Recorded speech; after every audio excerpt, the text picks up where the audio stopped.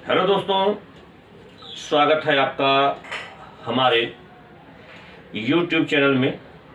दोस्तों, आज के इस वीडियो में हम लोग कला के अंतर्गत एक बड़े ही महत्वपूर्ण कला की चर्चा करेंगे और वह है छापा कला या ग्राफिक आर्ट। दोस्तों, ग्राफिक आर्ट या छापा कला से सबसे ज़्यादा प्रश्न नेट की परीक्षाओं में पूछे जाते हैं।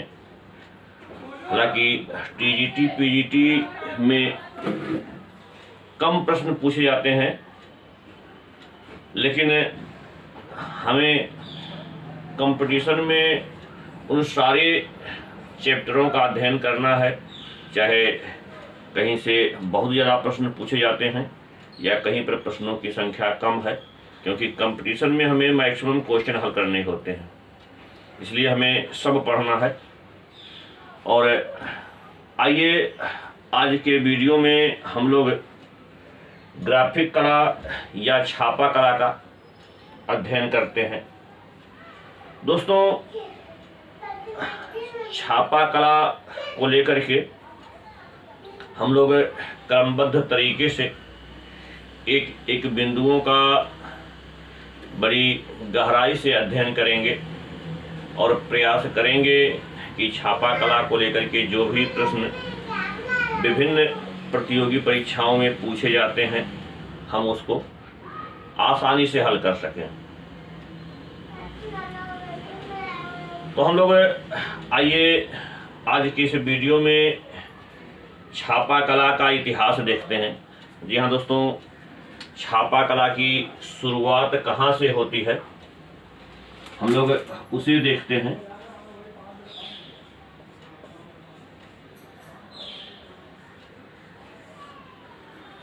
और छापा कला के इतिहास को लेकर के हम सबसे पहले भारत में देखेंगे कि भारत में छापा कला की शुरुआत कहाँ से हुई।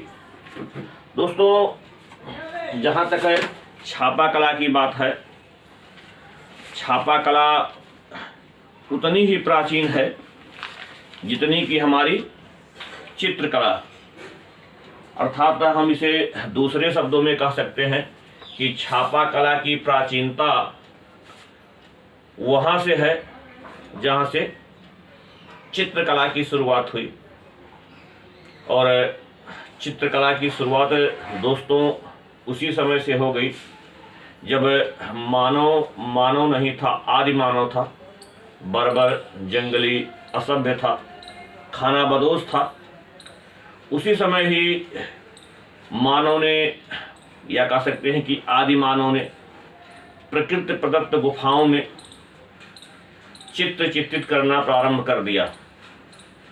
प्रागैतिहासिक काल में आप लोग देखेंगे भी किस तरह से आदि मानव ने प्रकृति प्रदत्त गुफाओं में चित्र चित्रित किए, उनके चित्रण का विषय क्या रहा, इत्यादि चीज़ें। लेकिन यहाँ हम लोग ग्राफिक कला पढ़ रहे हैं, तब यहाँ देखेंगे कि प्रागैतिहासिक काल में आदि मानव ने किस तरह से छापा कला की शुरुआत की। दोस्तों, भारत का एक रायगढ़ क्षेत्र है और यह रायगढ़ मध्य प्रदेश में स्थित है। और यहाँ मध्य प्रदेश से छेपांकन पद्धति के बने हुए चित्र मिले हैं।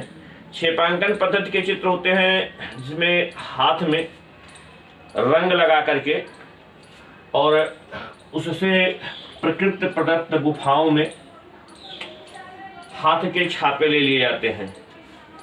जैसा कि आप लोग चित्र में देख रहे होंगे, इस तरह के चित्र हमें प्रागैतिहासिक काल में गुफाओं के अंदर आदि मानव के द्वारा बनाए गए प्रमाण मिले हैं और इसी को कहा गया है छेपांकन पद्धति के चित्र। तो इस छेपांकन पद्धति के चित्र यहाँ मध्य प्रदेश के रायगढ़ से हाथ के छापे या छेपांकन पद्धति के चित्र मिले हुए हैं।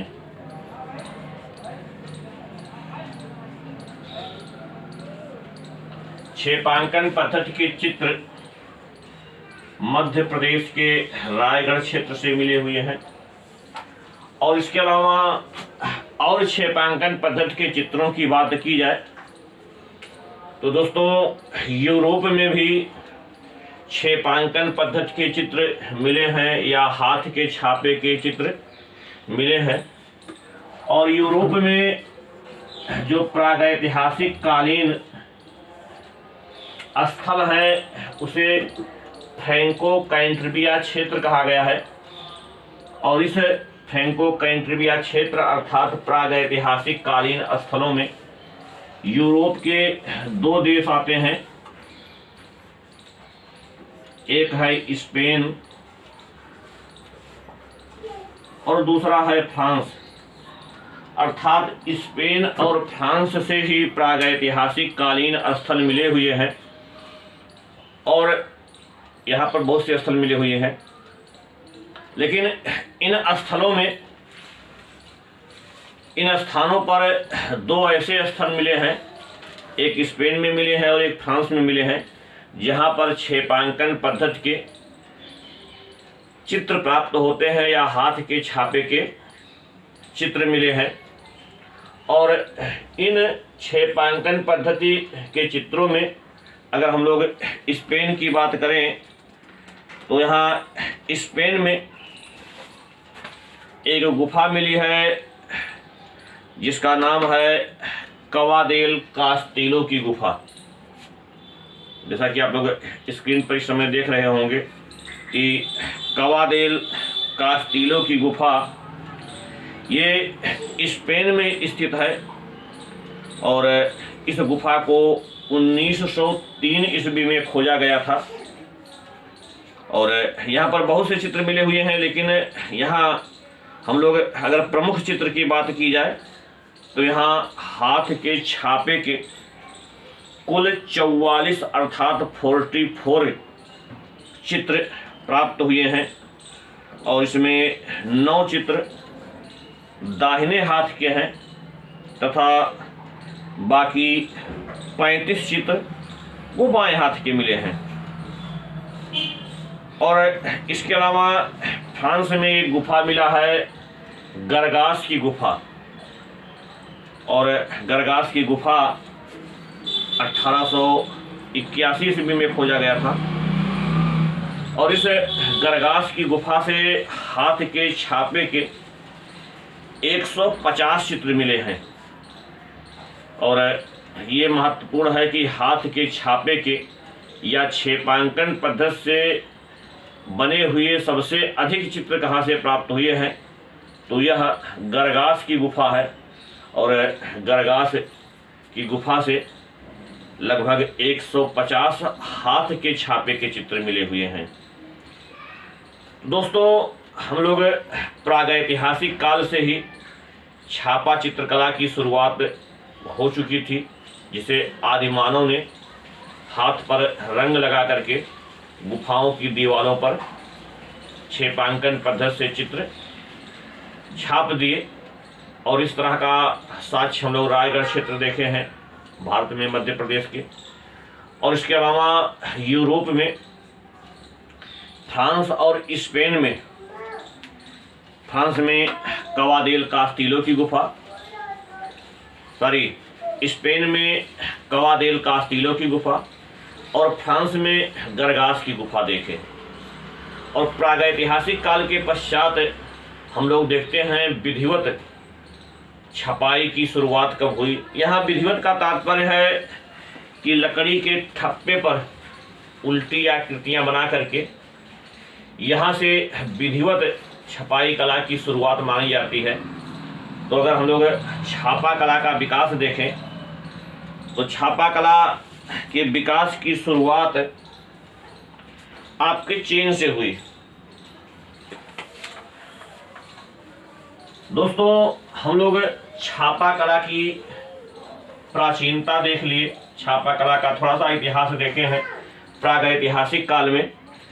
और छापा कला का हम लोग विकास देख लेते हैं, यानी छापा कला के विकास की शुरुआत कहाँ हुई, छापा कला का जन्म कहाँ हुआ, तो यहाँ छापा कला की शुरुआत या छापा कला का विकास के सबसे प्राचीन प्रमाण आपके पड़ोसी देश चीन से मिले हैं। और चीन से ही लगभग 220 ईस्वी से छापा कला की शुरुआत मानी जाती है। और यहाँ छपाई के लिए जो ब्लॉक बनाए गए थे वो लकड़ी के बनाए गए थे। तो एक तरह से छापा कला के विकास की अगर हम बात करें देश, तो वह देश चीन है। और इस छपाई की शुरुआत का जो समय है वह है 220 ईस्वी। और यहाँ एक चीज ध्यान देना है दोस्तों कि छपाई के लिए जो ब्लॉक बनाए गए थे वो लकड़ी के बने थे। छपाई के लिए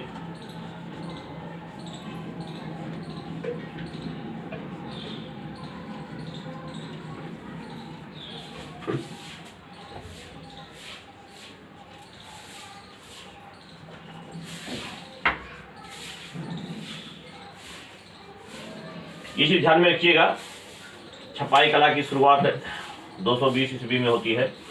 दोस्तों इस छपाई की शुरुआत से पहले ही चीन में कागज का आविष्कार हो चुका था, क्योंकि कागज पर ही बाद में हम लोग देखते हैं आकृतियों को छापा गया और उसके बाद में सांकेतिक मुद्रा के रूप में चीन में भी कागज पर छपाई की गई। तो यहाँ हम लोग थोड़ा सा कागज के बारे में देख लेते हैं। हालांकि हम लोग कागज पढ़ेंगे तो अलग से वहाँ पर कागज का अध्ययन करेंगे, लेकिन एक सामान्य जानकारी कागज के रूप में ले लेते हैं। दोस्तों कागज जिसे विभिन्न नामों से जाना गया है, इसी को कागज कहा गया है, इसी को कागज कहा गया है। और चीनी भाषा में कागज को तवे कहा गया है। दोस्तों कागज यह अरबी भाषा का शब्द है, या किसी को कागज कहा गया है, ये फारसी भाषा का शब्द है। और इसी को चीनी भाषा में तवे कहा गया। और इस कागज के जो जनक रहे हैं, खोजकर्ता रहे हैं, उनका नाम तसाई लुन था। तसाई लुन के द्वारा खोजा गया और बाद में हम लोग देखे हैं कि यहाँ पर कागज पर विभिन्न चीज़ों को छापा गया। हालांकि इसका ग्राफिक से कोई बहुत ज़्यादा संबंध नहीं है, लेकिन थोड़ा सा हम लोग कागज के बारे में जानकारी ले लिए हैं। आगे विस्तार से हम लोग कागज के बारे में अध्ययन करेंगे, तो वहाँ कुछ और भी कागज के बारे में जानकारियाँ लेंगे। और हम लोग देखते हैं यहाँ छापा कला के विकास में ही एक देखते हैं सांकेतिक मुद्रा। सांकेतिक मुद्रा जैसे इस समय आप देख रहे हैं भारत में भी चल रहा है, जो कागज पर छापा जा रहा है। और यहाँ एक संकेत करता है कि कागज के इस आकार पर बनाई गई कुछ आकृतियाँ कितने मूल्य का निर्धारण करता है। कोई 2000 का कर रहा है, कोई 500 का, कोई 100, 50, 10, 20। तो ये क्या है? सांकेतिक मुद्रा है। और सांकेतिक मुद्रा पर भी छपाई हुई। तो दोस्तों सांकेतिक मुद्रा जो थी इसकी शुरुआत चीन से होती है। और सांकेतिक मुद्रा भी एक छपाई कला का या छापा कला का उदाहरण है। तो सांकेतिक मुद्रा की छपाई चीन में होती है और इसका समय है 807 ईस्वी, यानी 807 ईस्वी से ही चीन में सांकेतिक मुद्रा का प्रचलन शुरू हो गया। हालांकि भारत में भी जब सल्तनत कालीन सुल्तान रहे, एक सुल्तान थे मोहम्मद बिन तुगलक, उन्होंने भी सांकेतिक मुद्रा का प्रचलन प्रारंभ किया था, लेकिन वह सफल नहीं हो पाया। लोगों ने जाली मुद्रा बनाना शुरू कर दिया, नकली सिक्के छापने शुरू कर दिए, तो उससे मोहम्मद बिन तुगलक की योजना फेल हो गई। लेकिन आज पूरे विश्व में सांकेतिक मुद्रा चल रहा है और इस सांकेतिक मुद्रा की शुरुआत सबसे पहले चीन से होती है। दोस्तों, सांकेतिक मुद्रा के पश्चात हम लोग देखते हैं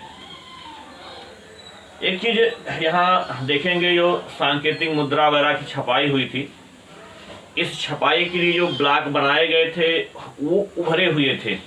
अभी हम लोग आगे देखेंगे कि छपाई की 3 तकनीकियां हैं।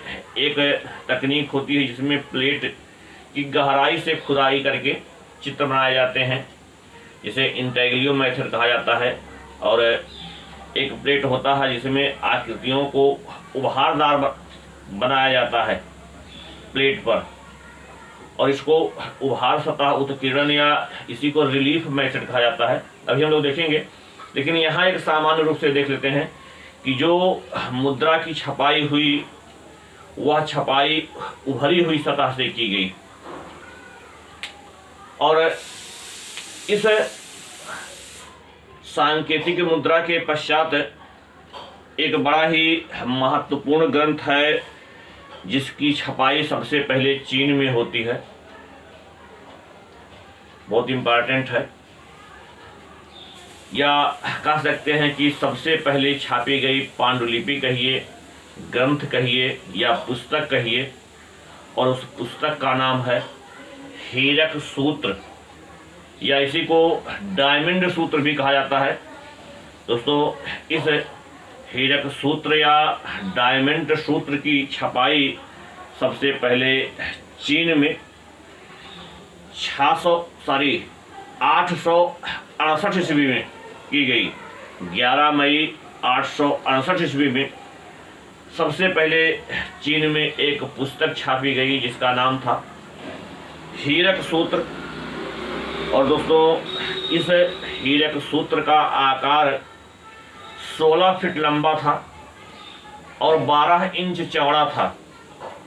तो इस 16 फीट लंबे 12 इंच चौड़े हीरक सूत्र में चित्रों के साथ साथ यहाँ अक्षर भी पहली बार प्रिंट किए जाते हैं, और यह हीरक सूत्र वर्तमान समय में ब्रिटिश संग्रहालय लंदन में संग्रहित हैं। दोस्तों, यह जो हीरक सूत्र है, हीरक सूत्र ये एक भारतीय ग्रंथ था जो चीन में सबसे पहले मुद्रित किया गया हीरक सूत्र के नाम से। असल में एक भारत में ग्रंथ था प्रज्ञा पारमिता, या इसका पूरा नाम है वज्र छेदिका प्रज्ञा पारमिता, और इस ग्रंथ का चीनी भाषा में अनुवाद हीरक सूत्र नाम से हुआ, और इसी हीरक सूत्र की सबसे पहले छपाई चीन में की जाती है। तो थोड़ा सा हम लोग देख लेते हैं हीरक सूत्र के बारे में। दोस्तों, थोड़ा सा हम लोग देख लिए हैं हीरक सूत्र को लेकर के, जो 11 मई 868 ईस्वी में छापा गया था।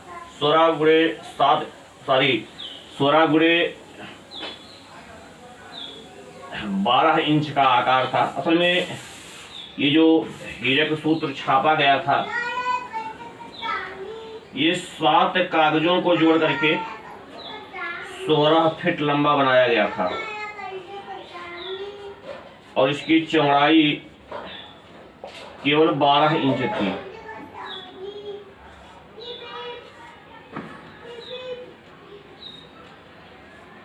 यानी इन 7 कागजों को जोड़ करके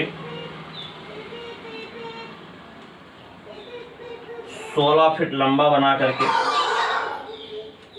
इस पर छपाई की गई और हीरक सूत्र सबसे प्राचीन मुद्रित पांडुलिपि है और यह चीनी भाषा में छापी गई।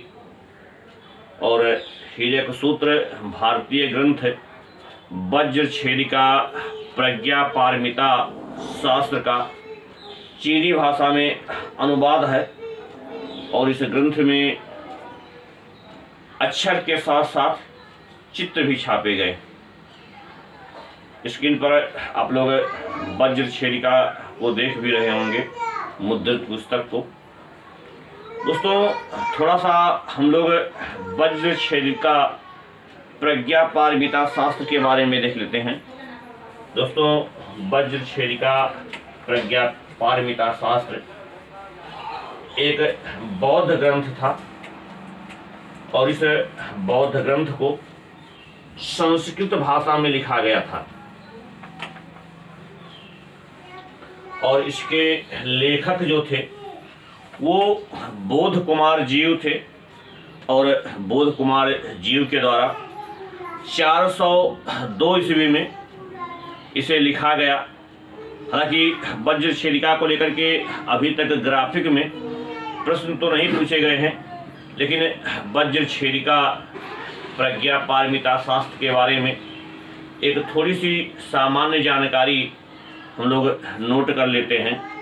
दोस्तों वज्रछेदिका प्रज्ञा पारमिता शास्त्र का एक सामान्य जानकारी हम लोग थोड़ा सा देख लेते हैं या इसको नोट कर लेते हैं, क्योंकि ये भी महत्वपूर्ण है। परीक्षा की दृष्टि से यहाँ से भी प्रश्न हो सकता है, कभी पूछ लिए जाए। तो इसमें इस ग्रंथ की भाषा हम लोग संस्कृत देखें। रचनाकार एक बौद्ध भिक्षु थे, बोध कुमार जीव। इन्होंने इसको 402 ईस्वी में लिखा था और यह ग्रंथ बौद्ध धर्म से संबंधित ग्रंथ है और इसी ग्रंथ का चीनी भाषा में अनुवाद हीरक सूत्र नाम से हुआ है। तो हीरक सूत्र के बारे में हम लोग एक सामान्य जानकारी लिए जो महत्वपूर्ण है, और महत्वपूर्ण इसलिए है क्योंकि पहली मुद्रित पुस्तक थी, पहली छापी गई पुस्तक थी और वो भी भारतीय ग्रंथ का चीनी भाषा में अनुवाद था। और इस ग्रंथ की छपाई के पश्चात हम लोग छापा कला में एक नया परिवर्तन होता है या छापा कला में एक ऐसी क्रांति आती है कि जहां ऑटोमेटिक छपाई शुरू होती है। उसी को कहा गया है चल टाइप छापा कला या मूवेबल टाइप का, जो अपने आप मूव करता रहता है, मूव करने की आवश्यकता नहीं है, ऑटोमेटिक कह सकते हैं। हालांकि फुल्ली ऑटोमेटिक तो नहीं कह सकते क्योंकि समय के साथ साथ इसमें बहुत ज़्यादा परिवर्तन होता गया। तो इस चल टाइप छापा कला की शुरुआत कब से होती है, कहाँ से होती है, यहाँ थोड़ा सा दोस्तों कन्फ्यूजन है। एक आध बार प्रश्न पूछा गया है और प्रश्न की प्रकृति थोड़ी सी सही नहीं थी। प्रकृति इसलिए सही नहीं थी क्योंकि हम लोग कभी कभी प्रश्न में विकल्पों के आधार पर जो है, कभी कभी क्या हमेशा उत्तर का चयन करते हैं, तो कभी कभी प्रश्न कुछ और होते हैं, लेकिन विकल्प जो दिए जाते हैं उसमें से कौन विकल्प सही के निकट प्रतीत होता है हम लोग उसी को चुनते हैं। तो यहाँ हम लोग भी देखेंगे किस तरह से प्रश्न पूछे गए थे। पहले हम लोग थोड़ा सा देखते हैं कि चल टाइप छापा कला या मूवेबल टाइप ग्राफिक आर्ट, और इस तरह की शुरुआत जो हुई थी वह भी चीन में हुई थी। चीनी लोग कितनी चीज़ों को खोजे हैं, सब चीनी के लोग खोज रहे हैं। एक कोरोना वायरस भी खोज ली जो विश्व के लिए सबसे बड़ी आफत लेके चली आई। हम लोग यहाँ देखते हैं जो चल टाइप छापा था, और इस चल टाइप छापा की शुरुआत चीन में 1041 ईस्वी में प्रारंभ हुआ और इसके खोजकर्ता एक चीनी विद्वान थे पेइसांग, या कहीं कहीं इनका नाम पाइसेन दे देता है। और पाइसांग या पाइसेन के द्वारा जो ब्लॉक बनाए गए थे छपाई के लिए वो मिट्टी के थे, इसलिए यह बहुत सफल नहीं हो पाया। लेकिन इसके बाद एक चल टाइप छापा कला या मूवेबल टाइप ग्राफिक की शुरुआत जो धातु से की गई, धातु के ब्लॉक बनाए गए। वह धातु के ब्लॉक सबसे पहले जर्मनी में बनाए गए और जिसका समय है 1440 ईस्वी, कहीं कहीं पर 1450 ईस्वी भी दे दिया गया है। कहीं कहीं पर क्या बार प्रश्न आया हुआ था और उस प्रश्न में 1440 विकल्प में ही नहीं था, लेकिन सबसे निकट जो 1440 के विकल्प था वो 1450 था, तो उसी को सही करेंगे। तो एग्जैक्ट जो समय लगभग है वो 1440 ईस्वी है। और इस तरह के जो ब्लॉक बनाए गए जो धातु के थे चल टाइप, वह जर्मनी में बनाए गए और इसके खोजकर्ता गुटेनबर्ग हैं। कई बार पूछा गया है कि चल टाइप या मूवेबल टाइप छापा कला की शुरुआत किसने की, तो अगर उसमें पेइसांग विकल्प में है, पेइसांग विकल्प में है या गुटेनबर्ग है, तो पहली वरीयता हम लोग पेइसांग को देंगे, क्योंकि सबसे पहले छपाई में चल टाइप जो छापा कला की शुरुआत होती है वो पेइसांग के द्वारा चीन में की जाती है। लेकिन धातु के जो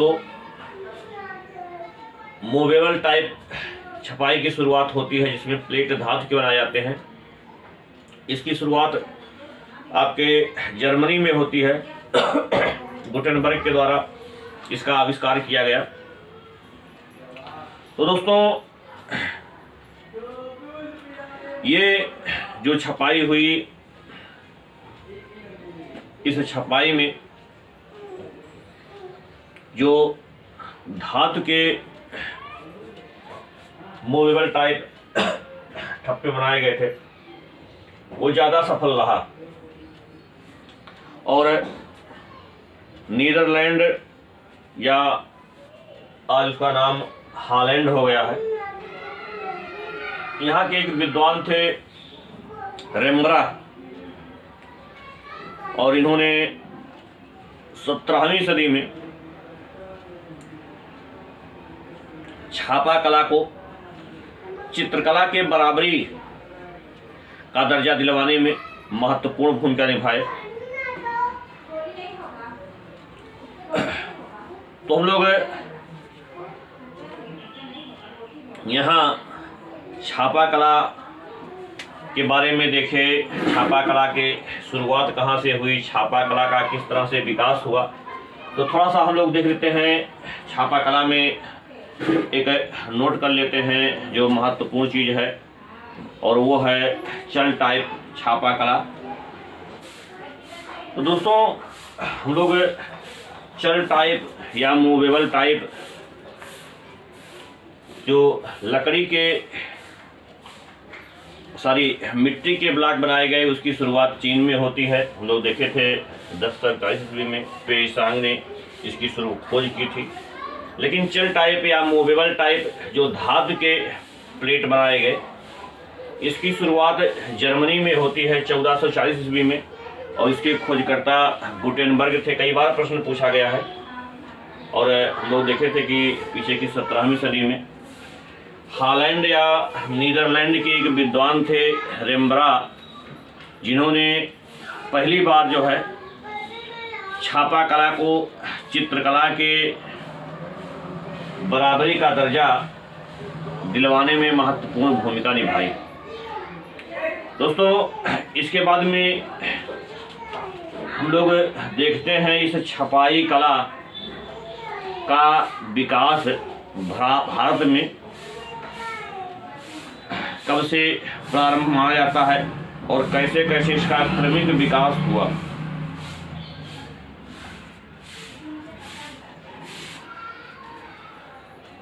दोस्तों, भारत में छापा कला की शुरुआत की अगर बात की जाए तो हम लोग पीछे भी देखे थे कि प्राग ऐतिहासिक काल से ही छापा कला की शुरुआत हुई, अर्थात क्षेपांकन पद्धति के चित्र बनाए गए आदि मानव के द्वारा मध्य प्रदेश के रायगढ़ क्षेत्र में।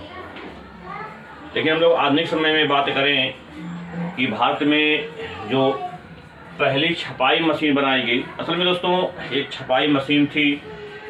ये घटना उस समय की है जब भारत में गोवा में पुर्तगालियों का आधिपत्य था और पुर्तगाली एक मशीन पुर्तगाल से लेकर के अफ्रीका की तरफ के लिए चले, लेकिन किसी कारणवश उसे गोवा में उतार लिया गया और फिर गोवा से वह मशीन अफ्रीका नहीं जा पाई और उसी मशीन से गोवा में 1556 ईस्वी में एक पुस्तक छापी गई जिसका नाम था डॉक्ट्रिना क्रिस्ताओ और इसे छापने वाले संत जेवियर थे। दोस्तों यह तो संत जेवियर के द्वारा जो पुस्तक छापी गई थी वो इंग्लिश भाषा में छापी गई थी, लेकिन भारतीय भाषाओं में पहली बार जो ब्लॉक बनाए गए वो तमिल भाषा के बनाए गए। ये भी बहुत महत्वपूर्ण है, थोड़ा सा ध्यान में रखिएगा।